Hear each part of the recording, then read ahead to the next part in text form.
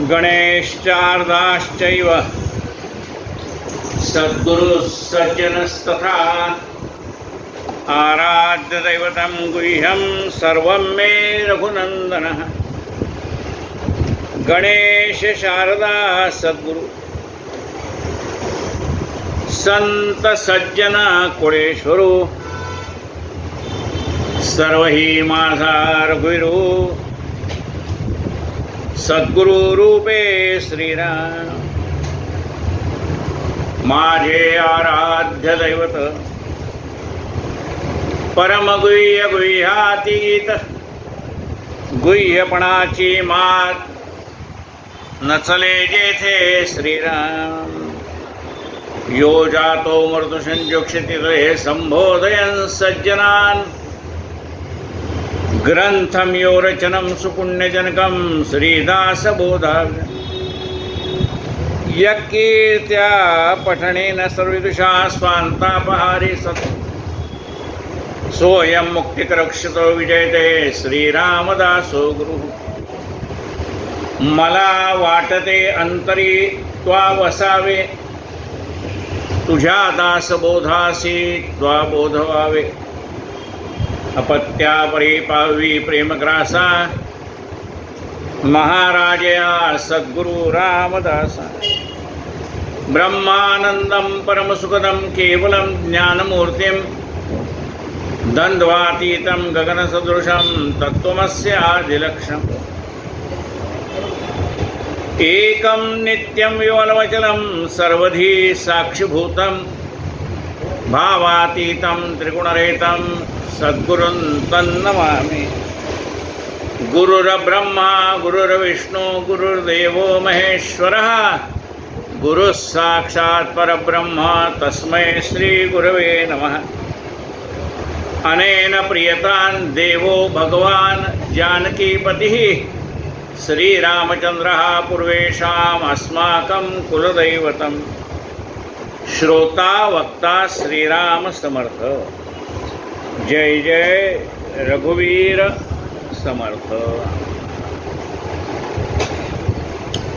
आपण ग्रंथराज दासबोध या विषयावरती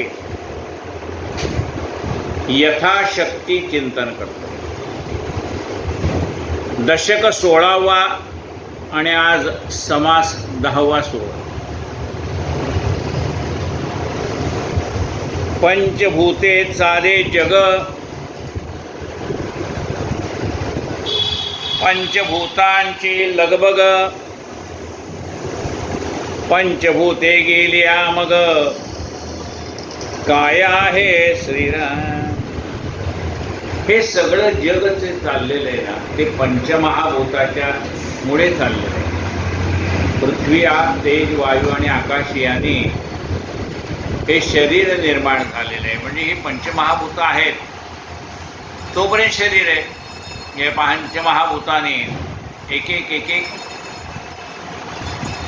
भूत म्हणजे पहिल्यांदा शरीरातलं पाणी कमी होऊन जातं, मग तेज कमी होऊन जातं, तसंच एक द्रव्य कमी होत शेवटी त्या पंचमहाभूतांचा नाश होऊन जातो।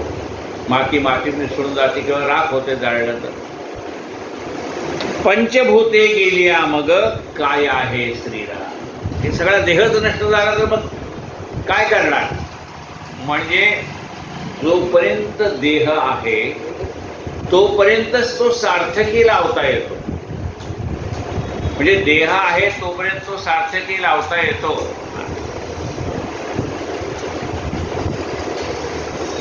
हा लाव नाही इथला तो लावला तर बरोबर होतं।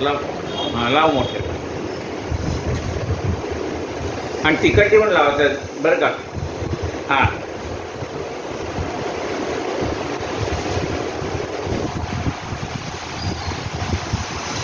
श्रोत्या वक्त्यास बोले भूताचे महिमे वाढविले आणि त्रिगुण कोठे गेले सांगा स्वामी। तुम्ही पंचमहाभूताचं महत्व वर्णन करून सांगितलं। मग हे त्रिगुण कुठे जातात। सत्वगुण रजोगुण तमोगुण अष्टधा प्रकृती हे 5 गेले, तिघ त्याचं काय तर अंतरात्मा पाचवे भूत, त्रिकोण त्याची अंगभूत, सावध करून या चित्त बरे पहा. पाचवं भूत आहे तो अंतरात्मा.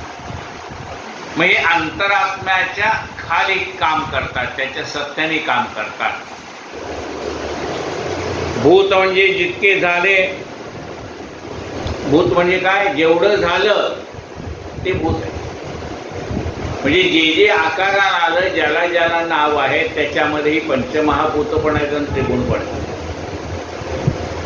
म्हणजे अत्यंत आता त्रिगुण, मातीत त्रिगुण काय आहे, मातीमध्ये एकदम मऊ ओलसर माती आहे, मध्यम माती आहे, कठीण माती आहे, त्याच्यातही 3 भाग आहेत. म्हणजे प्रत्येक ठिकाणी एखादा झाड अत्यंत कठीण आहे, दुसरं त्याच्यापेक्षा कोमल आहे, तिसरं त्याच्यापेक्षा कोमल आहे. मग हे तिन्ही गुण प्रत्येक ठिकाणी आहेत, सत्वगुण, रजगुण, तमोगुण आहे. भूत म्हणजे जितके झाले, त्रिगुण झाल्यात आले, म्हणजे ते अष्टधा प्रकृती त्यामध्ये आहे, नुसती पंचमहाभूत नाही. पंचमहाभूत आणि सत्वगुण, सत्व, रजत, तमोगुण. म्हणजे जेवढं जेवढं तुम्हाला आकाराला आलेला दिसतंय त्याच्यामध्ये हे त्रिगुण पण आहेच. म्हणजे आम्हाला कसं करणार, सावध करून या चित्त बरे पहा. तुम्ही मनाची एकाग्रता करा. म्हणजे काय आहे, पहिल्यांदा श्रवण, जे आपण ऐकले त्याचं मनन, त्याच्यावरती चिंतन, अशी एक स्टेप आहे ती. बरोबर. भूता वेगळे काही नाही. म्हणजे सावध करून म्हणजे मन एकाग्र करून काय पाहायचंय, काय म्हटलंय, सावध करून या चित्त बरे पहा. म्हणजे मी माझं मन सावध केले, चित्त स्थिर केले, काय पाहू सांगा, बरे पहा. काय हे पाहायचंय. भूता वेगळे काही नाही, पंचमहाभूताशिवाय दुसरं काही नाही. भूता वेगळे काही नाही, भूत जात हे सर्वही एका वेगळे एक काही घडेचे ना. हे सगळी पंचमहाभूताचा हा चाललेला सगळा खेळ आहे. आणि त्रिगुणाचा म्हणजे अष्टधा प्रकृतीचा हा चाललेला सगळा खेळ आहे. आत्म्याचे निधाला पवन, पवनाचे निप्रगटे आत्मा अग्न. हा जो अंतरात्मा आहे त्याच्यापासून काय निर्माण झालं म्हणाले, त्याच्यापासून निर्माण झाला पवन म्हणजे वार. त्याच्यापासून काय निर्माण झालं, त्याच्यापासून अग्नी, अग्नीपासून पाणी, पाण्यापासून हे, म्हणजे सगळं त्या अंतरात्म्यापासूनच निर्माण झालेलं आहे. आत्म्याचे निधाला पवन, पवनाचे निप्रगटे अग्न, अग्नीपासून जीवन. ऐसे बोलते श्रीराम. जीवन अवघे डबाबिले ते रविमंडळे आळले, वन्य वायूचे निघाले भूमंडळ. मग सगळीकडे पाणी होतं, सूर्याच्या प्रकाशाने ते पाणी आटलं म्हणजे, आणि त्याच्यापासून काय निर्माण झालं म्हणाले, ही जमीन निर्माण झाली म्हणजे पृथ्वी निर्माण झाली. जीवन अवघे डबाबिले ते रविमंडळे आडिले, वन्य वायूचे निघाले भूमंडळ. उष्णता आणि वायू यांनी ही पृथ्वी तयार झाली. वन्य वायू रवी नसता तरी होते उदंड शीतळता. मग पृथ्वी झाली नसते. नुसताच वन्य म्हणजे अग्नी, वायू आणि म्हणजे अग्नी नसता, वायू नसता, सूर्य नसता तर काय होतं, थंडीच थंडी. तरी होते उदंड शीतळता. ते शीतळतेमध्ये उष्णता येणे न्याय आहे श्रीराम. त्या शीतळामध्ये जी उष्णता आहे ती कुणामुळे आहे, अग्नीमुळे आहे, सूर्यामुळे आहे, वायूमुळे आहे. अवघे वर्माशी वर्म केले म्हणजे हे सगळं वर्म जाणलं पाहिजे, त्याची कळा जाणली पाहिजे. कशापासून झालं, हे कशी आहेत, एकमेकावर कशी अवलंबून आहे, एकमेकाशिवाय अडतंय. अवघे वर्माशी वर्म केले तरी जेवढे फापावले ते मात्र तितके झाले. वर्मा करता श्रीराम. हे वर्म एकदा कळलं म्हणजे पंचमहाभूत कशी निर्माण झाली ते कळलं की मग आपला देह कसा निर्माण झाला ते कळतं. ते जे काही पृथ्वी निर्माण झाली, त्याच्यावर झाडं झाली, त्याच्यावरती वनस्पती निर्माण झाल्या, ते अन्न आम्ही खाल्ल्यानंतर आमच्या शरीरामध्ये ओझे निर्माण झालं, सृष्टी निर्माण झाली. म्हणजे मनुष्य, प्राणी, इतर जे प्राणी आहेत ते निर्माण झाले. देह मात्र तितके झाले वर्मा करता श्रीराम. अवघे शीतळीचे असते तरी प्राणी मात्र मरून जाते. सूर्यच नसता, अग्नी नसता, नुसती थंडी असती, माणूस मरून गेला असता ना. अवघे शीतळीचे असते तरी प्राणी मात्र मरून जाते. अवघ्या उष्णतेने जी करपते सगळं काय आहे श्रीराम. म्हणले पाणी नाही आहे म्हणजे थंडावा नाही, आणि नुसती उष्णता आहे, सगळं करपून जाईल ना म्हणाले. म्हणजे अग्नीही पाहिजे आणि शीतळताही पाहिजे. अवघे शीतळची असते तरी प्राणी मरून जाते. अवघ्या उष्णतेची करपते सगळं काय हे श्रीराम. म्हणजे नुसतं पाणी कामाचं नाही, नुसती उष्णता कामाची नाही, नुसता वारा कामाचा नाही, सगळं उडून गेलं असतं. अवघे शीतळचे असते तरी प्राणी मात्र म्हणून जाते. अवघ्या उष्णतेची करपते सगळं काय हे श्रीराम. भूमंडळ आळून गोठले ते रविकिरणे वाढून गेले. मग सहजचे देवे रचले उपाय असे श्रीराम. मग ही पृथ्वी तयार झाली. सूर्याच्या उष्णतेने ती जमीन कठीण झाली, त्याच्यावर माणसाला राहता येईल एवढी कठीण झाली. मग सहजची देवे रचले उपाय असे. मग देवाने विचार केला की याच्यावर आता काहीतरी निर्माण केलं पाहिजे. म्हणून केला पर्जन्य काळ. मग पर्जन्य काळ निर्माण केला. थंड झाले भूमंडळ. मग ही पृथ्वी जी होती ती थंड झाली. पुढे उष्ण काही शीतकाळ जाणावा श्रीराम. मग त्यानंतर पुढे काही उष्ण काही शीतळ असा शीतकाळ निर्माण झाला. शीतकाळ एकटलेली लोक करपवून गेली वृक्षारिका. म्हणून पुढे कौतुक उष्णकाळाचे श्रीराम. त्या थंडीच्या याच्यात करपून गेले वृक्ष, म्हणून थोडी पुन्हा उष्णता आली. म्हणजे उन्हाळा, हिवाळा, पावसाळा असे ऋतू आले. त्याही मध्ये प्रातःकाळ, माध्यान्हकाळ, सायंकाळ, शीतकाळ, उष्णकाळ निर्माण केले श्रीराम. भगवंताने हे निर्माण केले. प्रातःकाळ निर्माण केला, माध्यान्हकाळ निर्माण केला, सायंकाळ निर्माण केला, उष्णता निर्माण केली, थंडी निर्माण केली, पाऊस निर्माण केला. ऐसे एकामागे एक केले. असं भगवंताने सबंध सृष्टी निर्माण केली.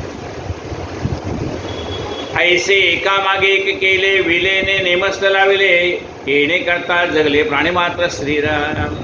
आणि त्याला शिस्त लावून दिली. कुणी आपली मर्यादा ओलांडायची नाही. समुद्र आहे पण समुद्राने मर्यादा ओलांडायची नाही. समुद्रे मर्यादा ओलांडावी ही आज्ञा माझी अशी परमेश्वर प्रत्येकाला नियम लावून दिलाय. त्याने त्याच्या वेळेलाच यायचं, त्याच्या वेळेलाच काम करायचं. सूर्योदयाला सूर्याचं काम, संध्याकाळी चंद्राचं काम, ते सगळं लावून दिली शिस्त.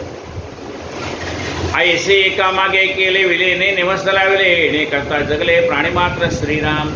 नाही तर नुसतीच उष्णता असते, पंचायत पडली असते. नुसता पावसाळा असता. आपण बघा पाऊस कधी थांबतोय बरं वाटतंय होणार. म्हणजे माणसाला काहीच सोचत नाही. पाऊस नव्हता त्यावेळेला शंकराला पाण्याचा अभिषेक, कधी एकदा पाऊस येतो. आता पाऊस आला तर म्हणले कधी थांबतोय. म्हणजे पाऊस पाहिजे, उन्हाळाही पाहिजे, हिवाळाही पाहिजे. ऐसे एकामागे केले, विलेने नेमस्त लावले, येणे करता जगले प्राणी मात्र श्रीराम. नाना रसे रोग कठीण म्हणून औषधी केल्या निर्माण. परंतु सृष्टीचे विवरण कळले पाहिजे श्रीराम. मग ही मनुष्य प्रकृती, प्राणी निर्माण झाले. मग त्या प्राण्यांना काही काही व्याधी निर्माण झाल्या. त्या व्याधी नाहीशा करण्याकरता झाडा म्हणजे वनस्पती निर्माण केल्या, औषधी वनस्पती निर्माण केल्या. आता काही काही प्राण्याला जेव्हा त्रास होतो त्यावेळेला ते प्राणी बरोबर ती वनस्पती खातात आणि स्वतःला बरं करून घेतात. काय डॉक्टर आहे का काय, आता झाले यांचे डॉक्टर काय वैद्य. पण त्यांचे प्राणी आहेत. जंगलामध्ये कुठे प्राण्यासाठी दवाखाना, शहरात. पण ते प्राणी आपल्याला सुधारून घेतात.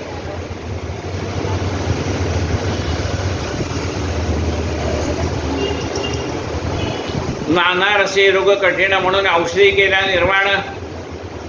परंतु सृष्टीचे विवरण कळले.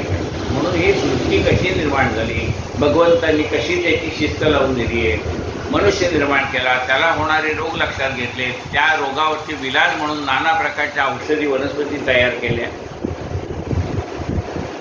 देहे मूळ रक्त रेत त्या अपाचे होती दात ऐसे भूमंडळी प्रचित नाना रत्नांचे श्रीराम. देहाचं मूळ कशात आहे? रेत आणि रक्त हे त्याचा म्हणजे पाणी हा त्याचा मूळ अंश आहे त्याच्याचा देहाचा. देहे मूळ रक्त रेत ते कशापासून आहे? पाण्यापासून आहे. द्रव पदार्थ आहेत म्हणून त्याला पाणी म्हटलंय. आणि हे जे पाण्याच्या अंशामुळे हे तयार झाले दोन पदार्थ. तसा तिसरा पदार्थ पाण्याने निर्माण होणाऱ्या शरीरातला ते म्हणजे दात आहे. त्या अपाचे होती दाता ऐशी भूमंडळी प्रचित नाना रत्नांचे श्रीराम. तसंच ह्या पाण्यापासून नाना प्रकारची रत्न तयार होतात. स्वाती नक्षत्रात जर ते पाणी शिंपल्यामध्ये पडलं तर त्याचं रत्न तयार होतं. म्हणजे अनेक पाणीदार रत्न आहेत ते या पाण्याच्या गुणधर्मामुळे तयार होतात. त्या अपाचे होती दात ऐशी भूमंडळी प्रचित नाना रत्नांची श्रीराम. सकळाशीमुळे जीवन बांधा जीवने चाले सकळ धंदा जीवने विण हरी गोविंदा प्राणी कैसे श्रीराम. म्हणून सगळ्याचं मूळ कशात आहे? पाण्यात. म्हणून पाण्याला जीवन असं म्हटलंय. पाण्याला नाही म्हणू नये असं जर शब्द आहे, कोणी पाणी मागितलं तर नाही म्हणत नाही का? पाणी हे जीवन आहे. पाण्यावरच सगळं जीवन आपलं अवलंबून आहे. जीवनाचे मुक्ताफळ शुक्रासारखे सुढाळ हिरे माणके इंद्रनिळ ते जळे झाले श्रीराम. मग ते मोती असोत, नाना प्रकारचे खडे असोत, हिरे माणकं रत्न ती पाण्यापासून तयार झाली. जडे झाले श्रीराम. महिमा कोणाचा सांगावा झाला कर्दमूचे आघावा. वेगळं निवडावा कोण्या प्रकारे श्रीराम. हा सगळा म्हणाले काला झालेला आहे. वेगवेगळं तुम्हाला सांगायचं, ते समजण्यासाठी सांगायचं की हे पाणी आहे, पाण्यापासून हे नाना प्रकारचे रत्न तयार झाले.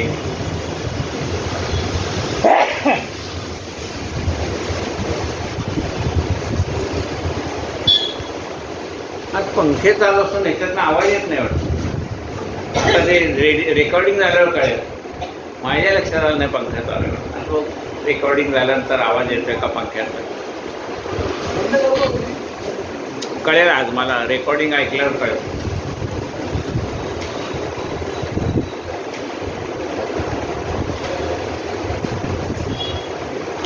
परंतु बोलिले हे काही एक मनास कळावया विवेक. पण हे सगळं तुम्हाला वर्णन करून का सांगितलं? की तुमच्या मनातला विवेक जागृत झाला पाहिजे. म्हणजे तुम्हाला सारासार विचार करता आला पाहिजे. मनास कळावया विवेक जनामध्ये तार्किक लोक समजते आहोत. म्हणजे जे विचारवंत आहेत त्यांना हे सगळ्या गोष्टी कळतात. ज्यांनी विचारच केला नाही त्यांना काही कळत नाही. अवघे समजले हे घडेना. मग जगातलं सगळीच गोष्ट आपल्याला कळली असं होतं का? होत नाही. आपल्या आयुष्याला मर्यादा आहे. आपली ही जी पेटी यात साठवायला मर्यादा आहे. प्रत्येकाची कॅपॅसिटी वेगळी आहे साठवण्याची.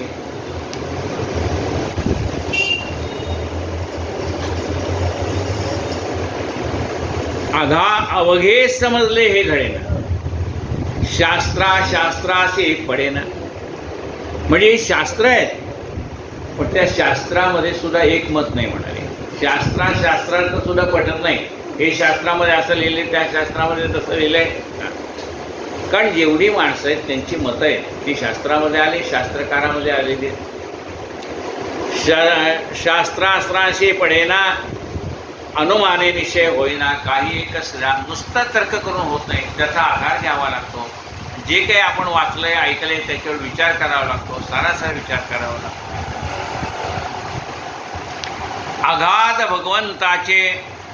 अगाध गुण भगवंताचे परमेश्वराचे असंख्य गुण आहेत. हे सगळे गुण जे आहेत ते आपल्याला आत्मसात करता येतील का? नाही. कारण आपल्याला मर्यादा आहे. विचाराला मर्यादा आहे, तर्काला मर्यादा आहे. अगाध गुण भगवंताचे शेष वर्णून शके वाचे. शेषाला पूर्वी एकच जीव होती. तो म्हणाला मला 1000 तोंड आहेत. माणसं एकाच तोंडाने तुमची स्तुती करतात, मला 1000 तोंड आहेत, मी 1000 तोंडाने तुमची स्तुती करेन. तो सहस्त्र मुखाचा शेष 1000 तोंडाने भगवंताची स्तुती करू लागला. पण त्याच्या जिभेचे 2 तुकडे झाले, त्यामुळे सापाची जीभ आहे. काय म्हटलंय? शेषही वर्णू शकेना, शेषे वर्णू न शके वाचे, वेद विधीते काचे देवे विण. वेद असो, विधिशास्त्र असो, ब्रह्मदेव असो, त्यालाही भगवंताचा अंग पत्ता लागत नाही. नाहीतर त्यांनी गाई वासरं नेली नसते ना तिकडे. आत्माराम सकळा पाळी अवघे त्रैलोक्य सांभाळे. हा जो अंतरात्मा आहे, आत्माराम आहे, तो ह्या सगळ्या त्रैलोक्याचं पालन पोषण करतो. आत्माराम सकळा पाळी अवघे त्रैलोक्य सांभाळी. हा आत्माराम म्हणजे प्रत्येकाच्या अंतःकरणामध्ये आत्मा,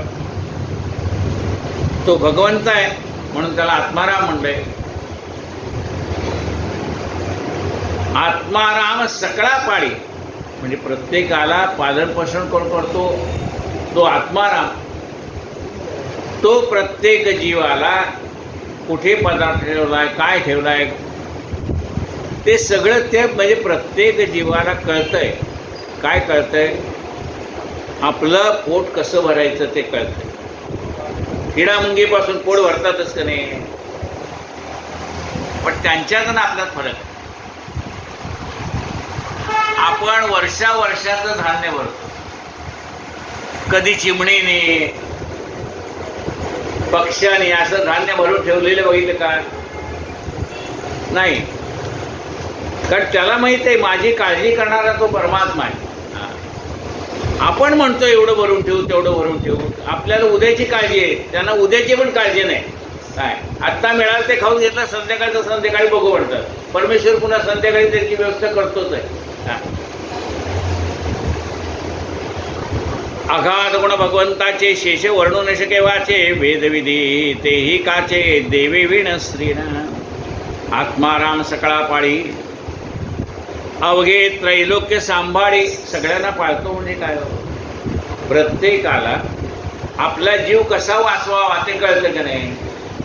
आपण पिंजरे लावून ठेवले, उंदीर पकडायला तर तो पिंजऱ्याच्या मागून जातो. म्हणजे स्वतःचा जीव कसा वाचवायचा तो किडामुंगीला पण कळतंय.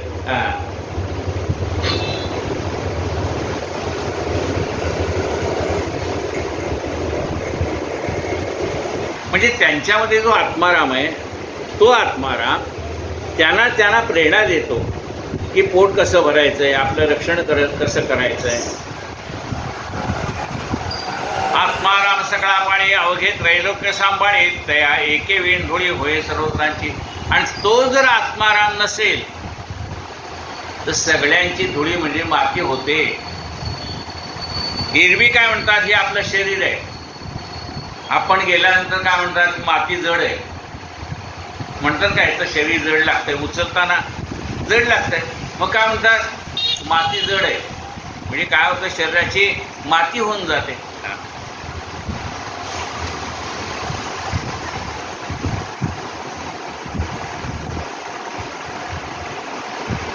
आत्मा राम नाही तेथे उरो न शके काही, त्रैलोकीचे प्राणी सर्व हे प्रेतरूप श्रीराम. आत्माराम नाही म्हणल्यानंतर मग तो किडा असो, मुंगी असो, कुणी असो, त्याचं रूपांतर प्रेतामध्ये होत आहे. त्यांनी देह सोडला परमात्म्याने की ते झालं प्रेत. जेथे आत्माराम नाही तेथे उरो न शके काही, त्रैलोकीचे प्राणी सर्व ही प्रेतरूपी श्रीराम. आत्मा नसता येते मरणे, आत्म्याविण कैचे जिणे, बरा विवेक स्मरणे अंतर्यामी श्रीराम. मग आत्मा आहे म्हणून शरीर चालतंय. चाले हे शरीर कोणाचे, सत्य कोण बोलविते हरिविणा. हे आपल्याला कळतंय की हे माझं शरीर चालतंय त्या भगवंताच्या सत्यामुळे चालतंय. त्या भगवंताने हे देहाचं ठाणं सोडलं की हे प्रेत आहे, दुसरं काही नाही. आत्मा नसता येते मरणे, आत्म्याविण कैचे जगणे, कोणी एके जगदीशाचे भजन करावे श्रीराम. मग हे सगळं आपल्याला विवेकाने कळलं. काय आत्तापर्यंत होता हो, मुली गेला म्हणजे कुठे गेला? म्हणजे आत्तापर्यंत तो हे होता, आता तो मेला आहे. होता तो कुठे गेला? समजणे विवेकाचे. विवेक म्हणजे ह्यात सारासार विचार काय करायचा आहे, विवेक काय करायचा आहे.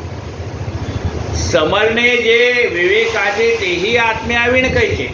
आपण म्हणतो मला समजलं, तेही आत्मारामाची कृपा आहे म्हणून समजलंय. तो अजून आहे ना आत्मदेव म्हणून समजलंय. समजणे जे विवेकाचे तेही आत्म्याविण कैचे. कोणी एके जगदीशाचे भजन करावे श्रीराम. म्हणून आपण काय करायचंय, त्या भगवंताचं नाम घ्यायचं. त्याच्या सत्तेने जग निर्माण झालं, त्याच्या सत्तेने चालतंय, त्याच्या सत्तेनेच नाश होणार आहे, हे ज्याला कळलंय त्याला त्या भगवंताची अगाध लीला कळली. काय म्हणते पहा, जो अन्न देतो उदरासी, शरीर विकावे लागे त्यासी. म्हणजे जो आपल्या शरीराला अन्न देतो त्याला आपलं आपण शरीर विकतो. शरीर विकतो म्हणजे काय? समजा मी कुठं नोकरी करतो, मी माझं शरीर त्या मालकाला 8 तास विकलंय की नाही, त्याच्यात मला जाता येईल का? जाता येणार नाही. मला रजा जरी काढायची, परमनंट नोकरी आहे, पण रजा काढायची म्हणजे रजेचा अर्ज द्यायला पाहिजे की नाही. म्हणजे त्याला विचारल्याशिवाय 10 मिनिटं लवकर जातो तर त्याला विचारल्याशिवाय जाता येईल का? नाही जाता येणार, रजा काढता येणार नाही. मग हे सगळं कुणासाठी? ज्याने पोटभर पोटासाठी अन्न दिलं त्याच्यासाठी आम्ही 8 तास शरीर त्याच्या स्वाधीन केले, आणि ते जाण्या येण्याचे 2-2 तास वेगळे पुन्हा. हा म्हणजे तासभर लागत असेल का 2 तास ते जाण्या येण्यातले. हा मग जर तुम्ही ह्या पोटाला ज्याने अन्न दिले त्याच्यासाठी 8 तास काम करता, मा जेने घातले जन्मासी त्यासे कैसे विसरावे श्रीराम. मग ज्याने आपल्याला जन्म दिला आणि आयुष्यभर जो आपलं पालन पोषण करतोय त्याला विसरून कसं झाले? म्हणून देवाचं नाव घ्यायचंय.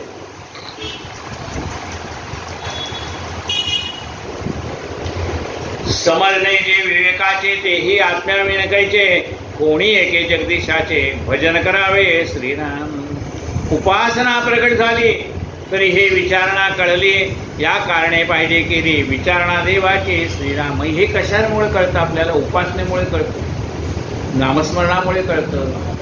आपण सत्संगाला गेल्यानंतर आपल्याला श्रवण भक्ती निर्माण होते, मग आपण मनन करतो, चिंतन करतो, आपल्याला ध्यास लागतो, निधिध्यास, मग आत्मसाक्षात्कार, आणि मग परमेश्वराची भेट. एवढ्या टप्पे ओलांडून ओलांडून आपल्याला जावं लागतं.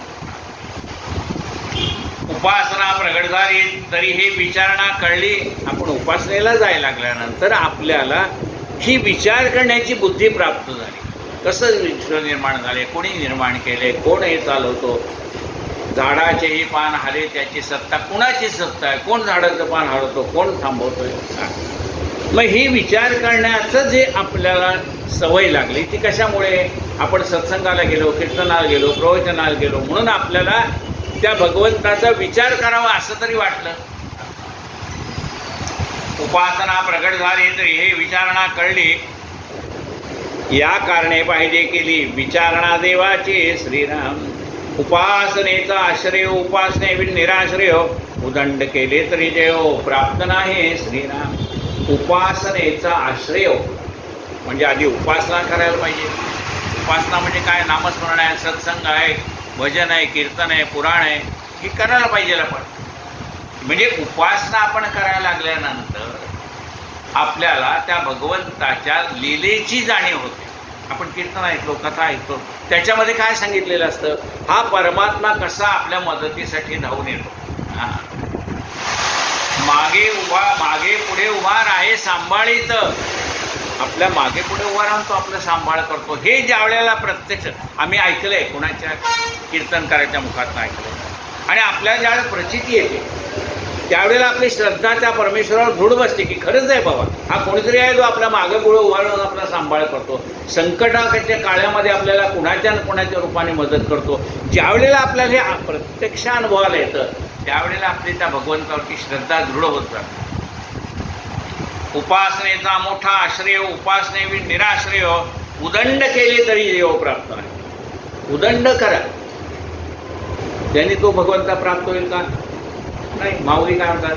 योग याग विधी इणे नव्हे सिद्धी वायाची उपाधी दंभ धर्म. तुम्हाला भगवंताची सेवा करायला पाहिजे, त्याचं नामस्मरण करायला. कैसीने दैवत प्रसन्न त्वरित उगार आहे निवांत श्री सेवा आहे. आणि लगेचच्या लगेच देव प्रसन्न होतो का? हात शिजायला ठेवला तर शिजायला वेळ लागतो का नाही? तसा आपल्याला भगवंत भेटेल, पण त्याच्यासाठी आपली उपासना झाली पाहिजे. आत्ता जी आपण उपासना करतोय त्याने गेल्या जन्मात आपण जी पाप केली त्याची निष्कृती होत जाते. आणि ती निष्कृती झाल्यानंतर मग पुण्याचा उदय होतो. म्हणजे आमच्या पुण्याचा उदय झाला कसं कळायचं? पुण्य भाग्याचा उदय ते हे संताचे पाय. आपल्या भाग्याचा उदय झाल्यानंतर मग आपल्याला संतांचं दर्शन होतं, त्यांच्या मुखातनं 2 शब्द ऐकायला मिळतात. समजायचं आपलं भाग्य उदयाला आलं. नाही तर आपल्याला काय करणार आहे? सांगणारच नाही असं तर कळत ना. मग हे संतांची भेट होणं, नाना प्रकारच्या ग्रंथांचं आपल्याला गोडी लागणं, वाचावं असं वाटणं, ज्ञानेश्वरी वाचावी असं वाटणं, भागवत कथा आहे वाचावी असं वाटणं, मग हे संस्कार घडतात आपल्यावरती. उपासनेचा आश्रय उपासने निराश्रय उदंड केले तरी जय प्राप्त नाही श्रीराम. मग म्हणाले योग या केल्यानंतर यज्ञ या केल्यानंतर मग देव का भेटत? तुम्ही मोठे योगी झालात की तुम्हाला अहंकार होणार, मी केवढा मोठा योगी आहे. अहंकार झाला की देव भेटणार नाही. तुम्ही मोठा यज्ञ यागादी कर्म केलं, तुम्हाला अहंकार होणार, बघा असा यज्ञ कुणीच केला नाही, मीच केला, अहंकार झाला, देव गेला नाही. म्हणजे बाकी सगळ्या कर्माच्या निमित्ताने दान धर्मणा काही आपण केलं, आपल्याला त्याचा अहंकार होतो. बघा मी एवढं केलं, बघा मी तेवढं केलं. या एकदा तुम्ही नामाला लागलात ना की मग नाही पुण्याची गणना. पुण्य कोण मोजतंय? नाही पुण्याची गणती. बघा जो सन्मार्गाला लागलाय ना तो पाप तर करणार नाही. काय करेल? पुण्यच करेल. तो पुण्याची गणना का करत नाही? म्हणले काय करायचे? माझी गणना करणारा तो तिथे बसला नाही, मी काय सत्कर्म करतो ते त्याला कळतंय. कबीराला विचारलं, आम्ही केलेल्या माळा लिहून ठेवतोय, तुमची डायरी भरली का? ते म्हणले मी नामस्मरण लिहितच नाही.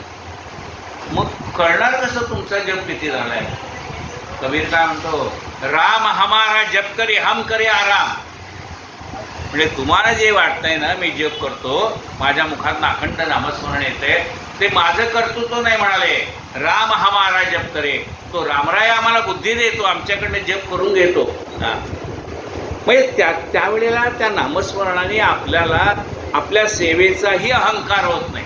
सगळं भगवंत माझ्याकडनं करून घेतो म्हटल्यानंतर अहंकार कुठं आला? मी करतो म्हणलं की अहंकार आला. पण तो परमात्मा माझ्याकडून करून घेतो म्हणलं की अहंकार नाही करतो. उपासनेचा आश्रय उपासने निराश्रय उदंड केले तरी जय प्राप्त नाही श्रीराम. समर्थाची नाही पाठी त्यास भलताच कुटी, या कारणे उठाउठी भजन करावे श्रीराम. समर्थाची नाही पाठी. परमात्मा जर तुमच्या मागे उभा नसेल तर तुमचे हाल कुत्रा खाणार नाही, एवढे हाल होतात. प्रत्येकाच्या मागे गॉडफादर असतो ना कोणीतरी, ते गल्लीतनं चाललंय कुत्र, त्याला आता पाहुणा होता घेतला दगड, गावाकडे ती सवय मार, काही कारण नाही का, दुसऱ्याचं मारायला का, ह्याने आपलं गल्लीनं खडा दिसला त्या कुत्र्याला मारायला लागला. तो पाहुणा ज्याच्याकडे उतरला होता त्याला त्याचा मित्र काय म्हणतो, अरे तू माझ्याकडे पाहुणा म्हणून आला, या कुत्र्याला मारू नको बरं का. म्हणले का? ती गल्लीतल्या दादाचं कुत्र आहे, तू ह्याला मारशील तर तुझी तंगडी तुटली. आता ते काय दादा होता का हो त्याच्या मागे, त्या कुत्र्याच्यावर दादा नव्हता, पण दादाचं छत्र त्याच्या मागे उभा आहे. कोणाचं आहे? हे त्याचं आहे बाबा. हा, हे आपल्या कपाळावरची टिकली सांगते, तो मालक तिकडे बरं का, गडबड करू नका, येईल नाटकं घेऊन. म्हणजे आपल्या मागे ही शक्ती उभी आहे. तुम्ही ज्या देवतेची उपासना करताना ते दैवत आपल्या मागे उभं असतं, हे लक्षात. प्रत्येक देवाच्या फोटोच्या मागे असं वलय दिसतं का नाही? गजानन महाराजांच्या फोटोच्या मागे वलय, तसं आपल्या मागे सुद्धा वलय असतं. ज्या शक्तीची उपासना करतायत ना ती शक्ती मागे उभी असते. खरा ज्ञानी असेल तो ओळखतो.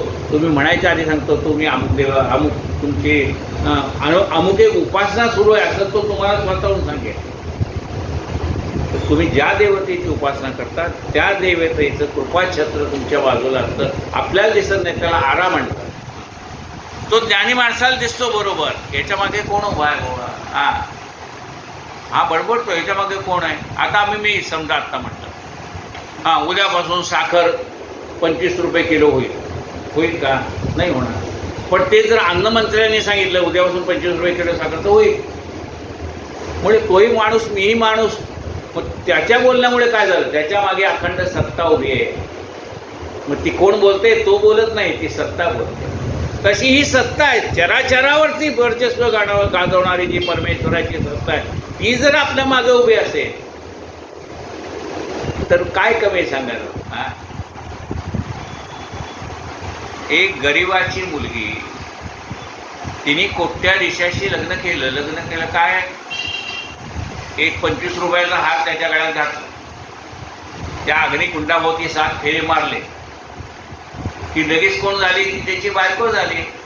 आणि बायको झाल्याबरोबर अर्ध्या इस्टेटीची मालकीण झाली ना. म्हणजे कशामुळे झाले? त्याची झाल्यामुळे झाले. तसं आपण त्याचं झालो ना ते सगळे विश्व आपलंच आहे. आपल्याला आपल्यासाठी तर त्यांनी निर्माण केलंय ना, भक्तांसाठी तर निर्माण केलंय त्यांनी हे विश्व. म्हणून आपण अशाची उपासना करावी की जो सदैव आपल्या बरोबर राहील.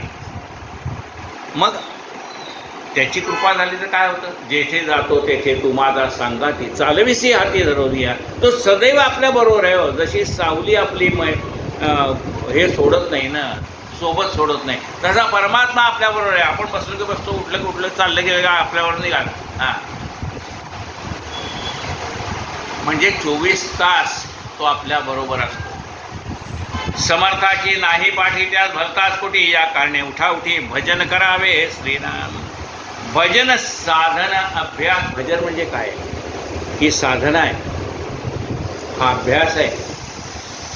येणे पाविजे परलोकास. या भजनाच्या निमित्ताने भगवंताविषयी आपल्या मनामध्ये भक्ती निर्माण होते आणि या भक्तीमुळे ती साधना अधिक फलद्रूप होते. येणे पाविजे परलोकाशी. या मार्गामुळे आपण भगवंताकडे जातो, परलोकाला जातो. दास म्हणे हा विश्वास धरला पाहिजे. परमात्मा रामदास म्हणतात हा मनामध्ये विश्वास धरा की या मार्गाने मी गेलो तर मला देव भेटेल. म्हणजे कोणत्या मार्गाने जावं म्हणजे देव भेटेल? मार्ग जाऊन गेले आधी कृपा निधी संत. ते संत आपल्याला मार्ग दाखवून गेले, त्या मार्गाने आपण चालायला लागलो की त्या मुक्कामाला जाऊन पोहोचणार आहेत. कुठचे मुक्काम काय कसं आहे म्हणाले? यद गत्वा निवर्तन्ते तद्धाम परम मम. जिथे गेल्यानंतर पुनरावृत्ती नाही, पुन्हा जन्म मरण नाही, अशा ठिकाणी आपण जाऊन पोहोचतो. म्हणून संतांनी दाखवलेल्या मार्गाने आपल्याला चालायचं. 15 मिनिटं लवकर कथा संपव. झाले साधनाचे फळ संसार इति श्री दासबोधे कृषी श्रीमाले गुणभूत निर्गुणाम समाज दशमा. श्रीराम समर्थ. श्रीराम जय जय रघुवीर समर्थ. झाले साधनाचे फळ संसार झाला सफळ. निर्गुण ब्रह्म ते निश्चळ अंतरी बिंबले श्रीराम. हिसेब झाला मायेचा झाला निवाडा तत्वांचा. साध्य होता साधनाचा ठाव नाही श्रीराम. स्वप्ने जे जे देखिले ते ते जागृतीस उडाले. सहजचे अनुवाच्य झाले बोलताने श्रीराम. ऐसे हे विवेके जाणावे प्रत्येक खुणेसी बाणावे. जन्म मृत्यू जाणावे शून्याकार श्रीराम. भक्ताचे निसाभिमाने कृपा केली दाशरथीने. समर्थ कृपेची वचने तो हा दासबोध श्रीराम.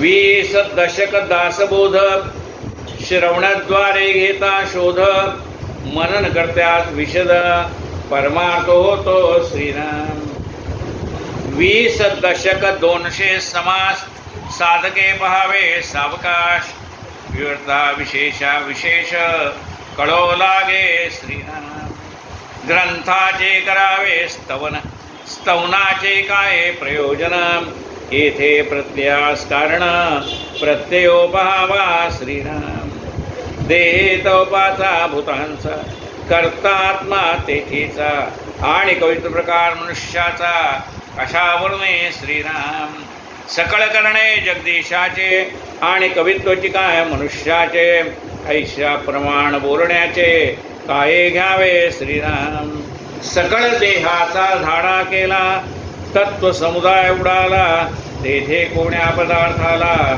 आपुले म्हणावे श्रीराम ऐशी ही विचाराची कामे उगेच भ्रमोने भ्रमे जगदीश्वरे अनुक्रमे सकळ केले श्रीराम इति श्रीदास उदय गुरु श्रीनुवादे विमोळ ब्रह्मनिर्गुण नाम समाज धावा श्रीराम समर्थ श्रीराम जय जय रघुवीर अनंत कोटि ब्रह्मांड नायक महाराजाधिराज योगिराज परब्रह्म सच्चिदानंद भक्त प्रतिपालक शेगाव निवासी समर्थ सद्गुरु श्री गजानन महाराज की जय माऊली ज्ञानेश्वर महाराज की जय जगद्गुरु संत तुकाराम महाराज जय जय आरती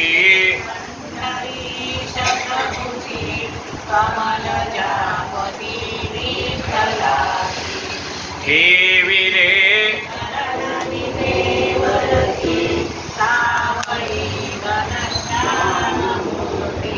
गळ्यामध्ये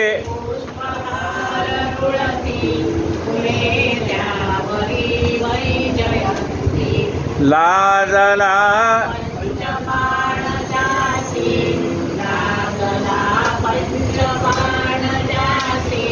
असे ते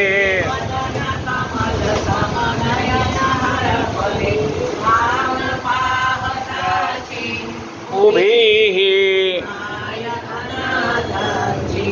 आरती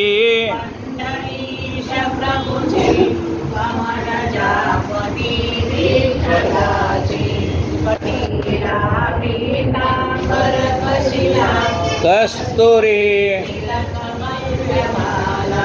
मितीना दर्शना जल्लरी